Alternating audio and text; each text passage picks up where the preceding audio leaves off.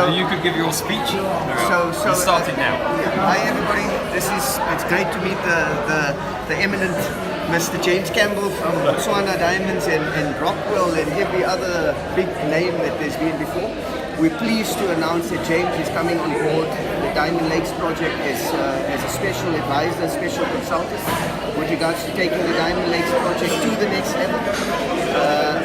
There will be the initial development plan with regards to surveying the mine, surveying the entire mine again, and coming up with a development plan, as well as the possibility of looking for capital in this as well as in other jurisdictions for investments into the diamond industry in Southern Africa as a whole. Well, great to have you on board, James. Thank you, Navin. And I'm glad you look so clean cut, because it's certainly the image that we need for investors.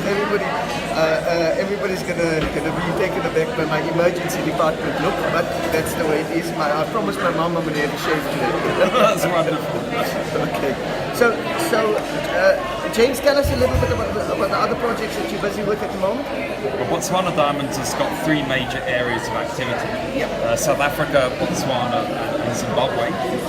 What has hit the news very recently, in fact yesterday, was confirmation that our partners in Zimbabwe have been granted the right to explore and mine on the heritage concession in Marangi, which is the world's most prolific alluvial, paleo-alluvial diamond deposit. So we're absolutely delighted that they've been granted that license, in fact confirmation of that license. And so we really look forward to developing that prospect with vast resources. Then if I go to Botswana, which is after all the home of Botswana Diamonds, where we are listed in addition to London Haymarket, we've got two joint ventures there. One in the central Kalahari called Sunland Minerals, where Alrosa have just exited, and we're in the process of onboarding a major producer as our joint venture partner. And then secondly, the Maibwe joint venture, which has had very extraordinary micro diamond counts, and the liquidator of PCL, which is our joint venture partner, is currently compiling a prospectus with a view to selling their share, so we can actually get moving with the project. And then in South Africa, we've got two very exciting project developments. The project which we're working on at the moment is Thorny River, which is 3 hours north of Johannesburg. It's very close to the world famous Marsfontein mine, which had a 3.5 day payback. We're currently drilling there. In fact, I've come from there this morning with a view to bulk sampling starting towards the end of next month. And I'm very excited about that, because that will start to generate some revenue for Botswana Diamonds, as well as be able to undertake from a risk-free perspective a maiden, inferred and possibly indicated resource on the property.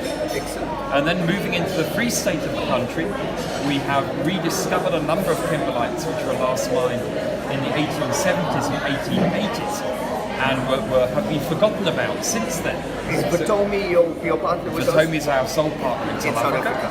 And we're looking to continue the exploration of those projects following geophysical and geochemical work last year. And then finally we've got two other projects, one called Palmitat, which is literally half an hour's drive north of Pretoria, which is a very unusually prolific in black diamonds and other coloured diamonds, which we're taking a look at. And then Mooikloof, which is near to Venetia. Sadly, Mooikloof is the subject of a claim jumping case, which the DMR are currently resolving. So did somebody else put up an application? They believe they have a mining permit over our prospective license. But in time yours went in first? Well, mining permits are designed around exactly the kind of project we have at Diamond Lake, small alluvial style of deposits. They are not designed for kimberlites, because kimberlites tend to take a much larger areas and are mined over much longer periods of time, and the legislation around mining permits was designed around smaller scale alluvial type deposits. So it's not just a question of timing, it's a question of fit for purpose. Yeah, so it's an administrative error. And so you see that we're very active in the three countries in Southern Africa. We've got projects at every stage of the resource pipeline. Yep. And we move them along depending on how the projects fare, following additional geological work, the appetite for funding. Very mindful all the time of not to dilute as much as we can, the original shareholders and shareholders of Botswana Diamonds itself. Have you ever looked at the prospect of marine diamonds? We have. If you look at a continuum of risk from a diamond resource perspective, at the right-hand side, the least risk, which is still quite high risk, you have kimberlites, which tend to be higher grade, tend to be more constrained from a volume perspective, and so you can move them up into indicated resource relatively simply. And at the far end, on the left-hand side, you have marine diamonds, where you need to spend obviously vast amounts of money with some very advanced technology to undertake the sampling before you even get there. And then the modelling around generating inferred and indicated resources is quite sophisticated. So, and then you look at probably in the middle, you have kimberlite fissure and dike mining. There, because of the nature of the fissures themselves, it's higher risk than pipes. And then moving between fissure and your marine mining, you probably have alluvial diamond mining. The far left-hand side of that would be things like the middle orange, where they're very low grade but very high diamond value.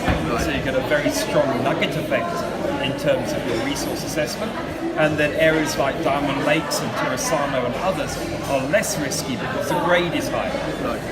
And therefore you can generate the parcel of diamonds quicker, so you can more accurately assess your volume and your grade estimates. So no, long answer to your question, marine diamonds are very risky. And you need very deep pockets to do that. So for the time being, risk adverse is probably the better way to go. Absolutely. But mind you saying that, if you look at the results of De Beers and their operation off Namibia and elsewhere, they've put in a vast amount of money into those operations, but they've done extremely well. But rest assured, they've put in a vast amount of money, a huge amount of technology and technical expertise to get to where they are today. And also, I think the risk escalates the minute you involve the sea. And risk with regards to employees and safety and occupational health and safety, everything sort of becomes... And you need to keep a big ship afloat. And what I've always said, a dozen dead locals is a bad newspaper headline. One dead expat equals a shutdown. That's more your thing than mine, Navin. Have you been looking at all into trying to source finance from Asia and Australia? And I'm asking about it specifically because that's one of the areas that we've been looking at in terms of trying to harness capital from wealthy Australian funding arenas and using that in the Southern African diamond and resources market. So have you actually looked into that, or do you intend? I'm hoping that the Diamond Lakes project will be one of those that looks at that, but have you looked formally into those two areas to try and... Yes, Navin, there are three major centres of capital, risk capital that goes into diamonds around the world. You obviously have the UK and the London AIM market, you have the Toronto Stock Exchange and the venture capital market supporting it, and then of course you have the Australian markets. And if you look at the various junior and mid-tier diamond companies which are playing at the moment, probably the best funded are Lukapa Diamonds and Newfield Resources, both Australian companies. So certainly there does seem to be an appetite for this kind of work flowing out of Australia. But like many things in life, at one stage Canada was the best, then the UK probably was the best actually after that. I think probably now it's actually more Australian based. But typically what I would look at is that not come to this market and we'll raise money for you, but actually have the guarantee of money before you list on the market. Because listing costs tend to be, on London AIM for example, £300,000 to £400,000, which is very, very expensive. So one tends to look at taking over a shell, or one tends to look at putting companies together, because these administrative bureaucratic fees are absolutely so high. But certainly, I think with the risk capital going into Lukapa for their projects in Lesotho and Angola is impressive. The merger, the successful merger, there are not too many successful mergers of Stella and Newfield for the development of the Tongua mine in Sierra Leone is impressive. Yeah. So I've just come back from the Cape Town mining indaba.